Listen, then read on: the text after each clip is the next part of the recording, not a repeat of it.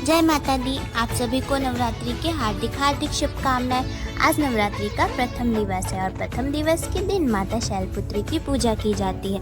माता शैलपुत्री माँ दुर्गा का सर्वप्रथम रूप है। इन्होंने पर्वतराज हिमालय के यहाँ पुत्री के रूप में जन्म लिया था, इसीलिए माता का नाम शैलपुत्री पड़ा। इनका वाहन ऋषभ है, इसीलिए देवी को ऋषभरूणा के नाम से भी जाना जाता है। माता के दाएं हाथ में त्रिशूल धारण है तो वही बाएं हाथ में कमल सुशोभित होता है। ये तो हो गया माँ का वर्णन। अब नवरात्रि के उपलक्ष्य में हमने घर की अच्छे से साफ सफाई करी। उसके बाद स्नान करके श्वेत वस्त्र धारण किए, क्योंकि आज मैया को सफ़ेद वस्त्र काफ़ी प्रिय होते हैं। फिर अच्छे से मंदिर की साफ सफाई करी। समस्त देवी देवताओं को हमने नीचे आसन बिछाकर पहले रखा, उसके बाद में मंदिर को साफ किया। फिर जल में गंगा जल को मिला करके हमारे मंदिर में जितने भी देवी देवता विराजमान थे उन सभी को हमने अच्छे से उसी गंगा जल से स्नान कराया। फिर उन्हें सूखे कपड़े से सभी देवी देवताओं को साफ किया।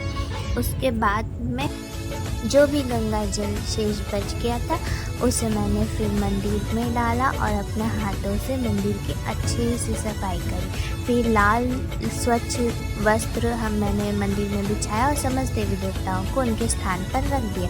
अब माता को सिंदूर लगाया, उसके बाद में उन्हें पुष्प चढ़ाए।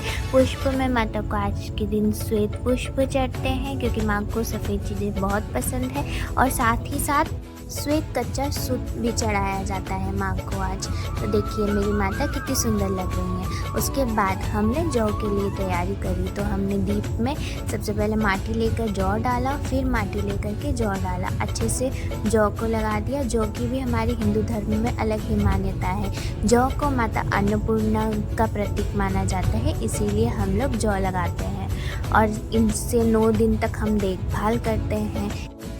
अब कलश लगाने जा रहे हैं। तो कलश के लिए सबसे पहले पाटला लिया, उसके ऊपर लाल वस्त्र बिछाया और चौकी बना करके हमने चौक पर अच्छे से कलश स्थापित किया। कलश के ऊपर में साठिया बनाया। साठिया बनाने के बाद में आम का पल्लू जल के अंदर रखा, उस स्थापित किया।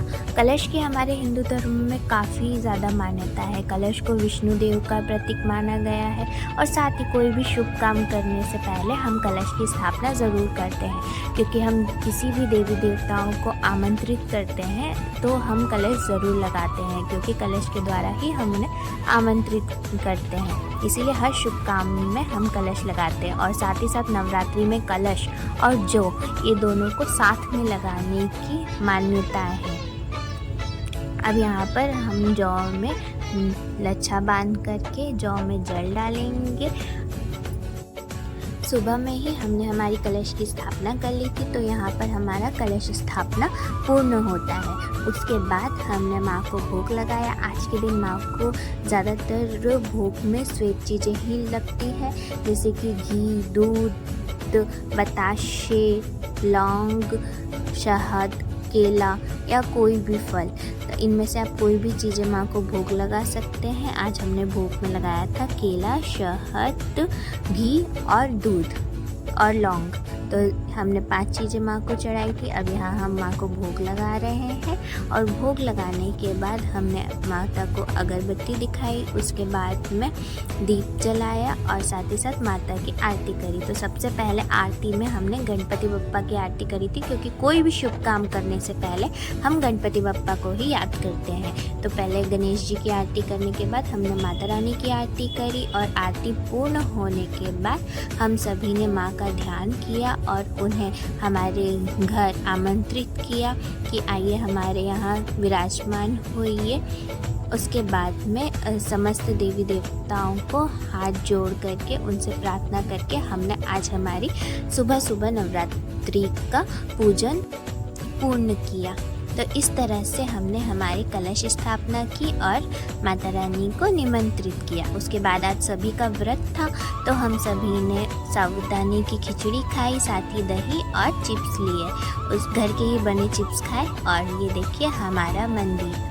उसके बाद में शाम के समय में दिया लगाया, दुर्गा सप्तशती का पाठ किया और आरती